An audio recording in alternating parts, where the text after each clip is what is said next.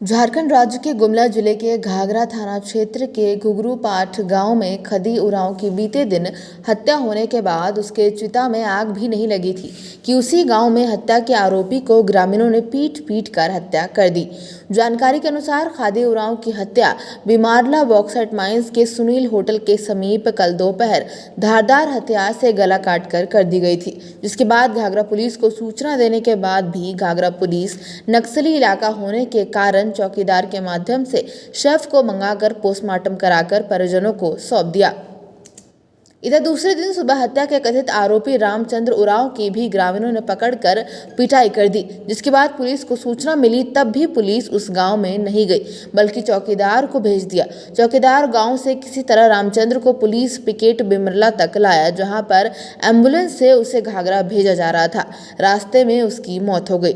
दोनों ही हत्या के बाद से पुलिस के कार्यशैली पर सीधा सवाल खड़ा हो रहा है कि घाघरा इलाके में कानून व्यवस्था पूरी तरह से चौपट हो गई है।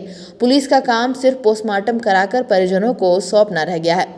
पुलिस सूत्रों के अनुसार भाकपा माओवादी का कमांडर रविंद्र गंजू अपने दोस्त के साथ बिमरला इलाके में घूम रहा है, इसलिए जब दो लोगों की हत्या बिमरला इलाके में हो गई तो घाघरा पुलिस गांव नहीं गई।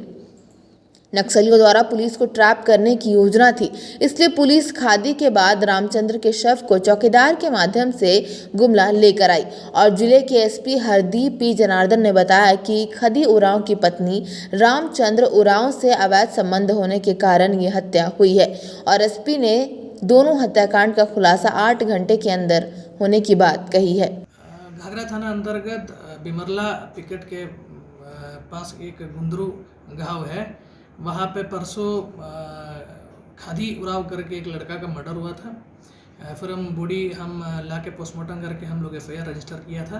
तो उसके बाद कल 11-12 बजे थाना प्रभारी को खबर मिला है कि उसी गांव का एक लड़का रामचंद्र उरांव को गांव का वो जो पहला विक्टिम है उसका कुछ परिजन के द्वारा उनके साथ मारपीट किया जा रहा है। उसका सत्यापन के लिए और उसका बॉडी लाने के लिए पिकेट प्रभारी और वहाँ का चौकीदार को टास्किंग किया गया। चौकीदार जब पहुँच गया थाना में, जब लोकेशन पर पता चला कि कुछ लोगों के द्वारा उनके साथ मारपीट किया जा रहा था, चौकीदार उसको बचा के पिकेट लाया गया और पिकेट प्रभारी इसको देखते हुए, इसकी स्थिति देखते हुए एम्बुलेंस मंगवाया। एम्बुलेंस आने से पहले वो वहाँ पे उनका डेथ हो गया है। अभी हमको यही पता चला है कि जो वो खदी उरांव को ये जो रामचंद्र उरांव की पत्नी के साथ अवैध संबंध था, ऐसे गांव का कुछ लोग बता रहा है। इसलिए जैसे खदी उरांव का मर्डर हुआ तो मतलब उनका परिजन लोग सोचा कि यही रामचंद्र उरांव उसका हत्या किया है।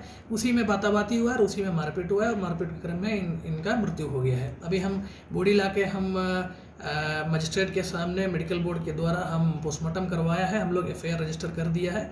इसमें जो भी आदमी इन्वॉल्व है सबको हम लोग पकड़ेंगे और जेल भेज देंगे। कहीं मॉब लिंचिंग का मामला तो नहीं? ये परिजन मॉब लिंचिंग होता है अफवाह के टाइम में कुछ लोग आके मारना। यहाँ पे ये व्यक्ति के द्वारा दूसरा को मारा है, ये दूसरा विक्टिम का परिजन वाला सोचा है, इसलिए परिजनी लोग मिलकर इसको मारा है।